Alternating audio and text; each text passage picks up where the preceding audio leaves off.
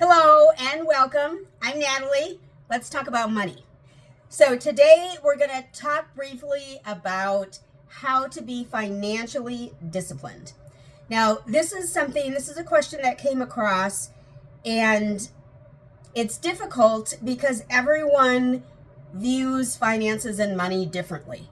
And so what we all need to understand is that everyone's income and spending and habits and all of that is separate, is individual to each person, right? Those are individual choices that you make. And so how on a grand scale do we all do it the same? This is how. Step one is to know how much money you make. That's step one. Because if you don't even know how much money you make, you certainly don't know how much you can spend, because it doesn't make sense, right? So first, how much money do you bring home? Not gross, but actually net. How much money hits your bank account when you get paid? That's step one. Figure that part out. Step two, what bills do you have that have to be paid every month? And I separate these out into what you have to have and what you want to have. So for me, like my electric, my water, my home insurance, my car insurance, my medical bills, my prescriptions and doctor's visits and all of that. What else? Those are all my needs. Like I can't live without those things. Okay, I need those. So no matter what happens in life, I need to be able to cover those expenses. So I need to make at least a certain amount of money in order to cover those expenses. Now the rest of what I spend is what I want.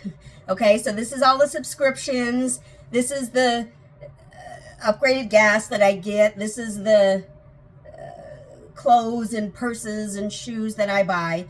The nonsense that you don't need, but you certainly do want when you see it, right? And so we need to separate what you want versus what you need. And so we need to know what that number is and if there is an average per month. If you're spending more per month on your wants versus your needs, there's where your first adjustment needs to come. So once you know all your numbers, then it's time to create your budget. So with your budget, you're aiming for a zero-based budget, which means you're budgeting every dollar that comes into your bank account.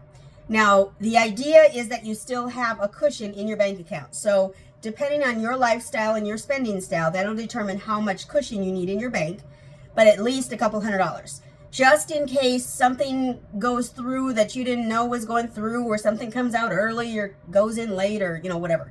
You need to have a cushion. So put your cushion first.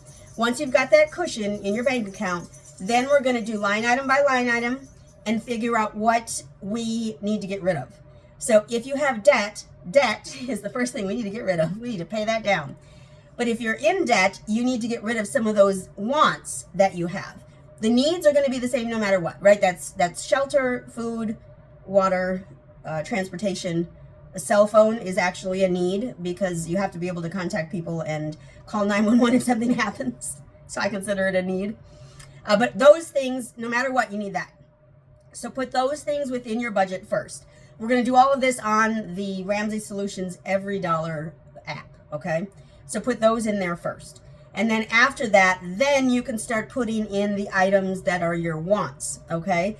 Now, if you're in debt, this is where that would change, because after your needs is going to go your debt, and you're going to get rid of as much debt as you can as quickly as possible.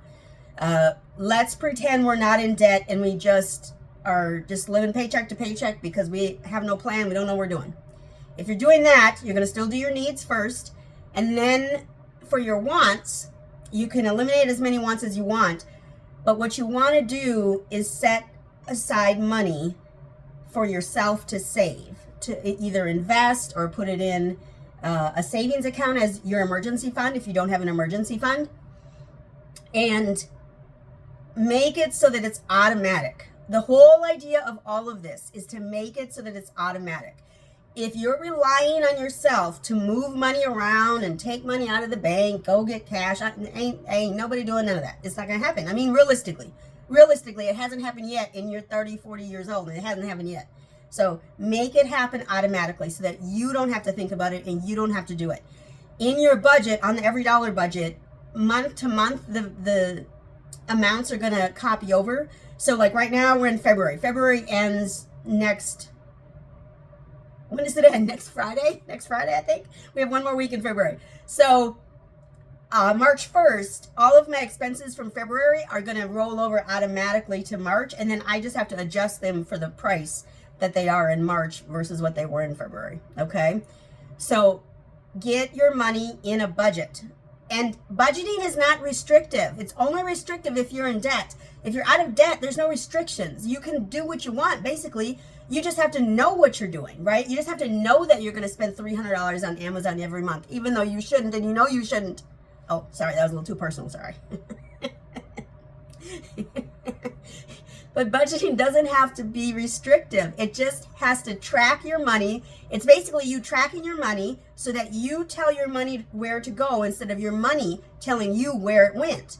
We don't have to worry about where it went. We need to worry about where it's going to go because we're going to put it there. Whether it's going to the casino every week or it's going to Macy's every week, or if you go to the Dollar Tree every week or every day or whatever it is, do it within a budget, okay? Do it within a budget. And that's part of the reason why budgeting is so important is because it helps keep you disciplined, okay? You don't have to be strict with yourself. You don't have to be like, I can only spend $10 when I go to Starbucks or whatever. It doesn't have to be like that. But it does have to be every time you go to Starbucks, you put it in your budget or you write it down on that line item, so that you know where your money is. If you don't know where your money is, you're going to have problems. Because at the end of the month, you won't have any money to put into your savings or into your investments. If you work and your company has a 401k plan that you're able to get into, do that. And do that up to the match, a minimum of up to the match. So if they will give you a match up to 6%, do the full 6%. The idea is that once you're out of debt, you're investing 15% of your income. So that's the idea and that's the goal. Now, we talked about a couple days, maybe a week ago, the top, the top 1% on average. No, that's not true. The millionaires in general saved 23% from their income. And so if we want to be like a millionaire, if we want to get to a millionaire status, we should behave like they do, which means setting aside 23% for yourself, for your future. If you don't plan for your future, no one else will. I promise you that. I promise you that. No one else is going to do this for you. So you have to do it on your own. So let's put money in our investments. So really, that's what discipline is all about, is just telling your money where to go and put it there. Make sure it goes there. If you have bills on auto pay, if you have, they have like Amazon has, what is it called? Amazon Fresh or something like that. If you have programs that can be automatic instead of you having to go out to stores and buy stuff willy-nilly, if you make it more automated, then you'll know the amount and you'll be able to stick to that amount and not have trouble. The more times you go into the store, the more times you're going to run into a problem of overspending.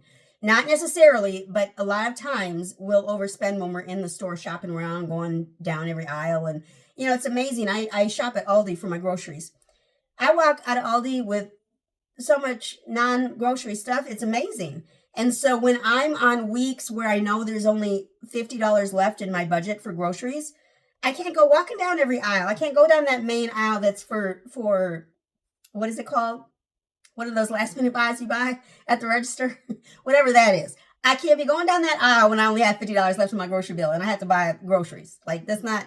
So being disciplined, it's all in your mind, because when you are wanting to spend $300 because you found a cute chair on Amazon and you want to buy it, go ahead, put it in your cart and then wait.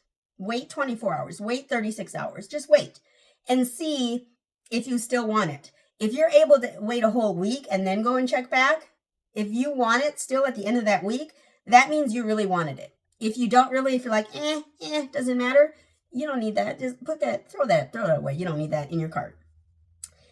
Some things obviously you need food, gas, water, you need that stuff. But the stuff that you just kind of willy-nilly spend, we need to go ahead and eliminate those things and be disciplined in that, your bills are paid on time and every month it's kind of the same. If you are able to go on auto pay, it makes life a lot easier.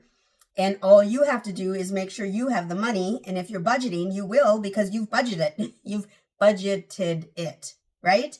So that's what I recommend. That's how I recommend being financially disciplined, is having a budget and sticking to the budget.